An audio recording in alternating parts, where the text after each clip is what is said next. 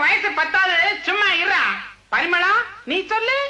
மாமன்னு கூப்பிட்டா ஏன் மண்ணு கேட்காம தாம்பாளம் போடணுண்டாய். மானன்னு தேனின்னு மல்லிகை பூ வச்சு மாரோட சாய்க்கணுண்டாய். ஆம்பளதான் பெத்துக்கணும், ஆரிரரோ பாடிக்கணும், ஊருலகம் மெச்சும்படி ராணி என்ன வச்சுக்கணும். எல்லாம் சரி பரிமளா, முக்கியமான ஒண்ணு விட்டுட்டியே. எது?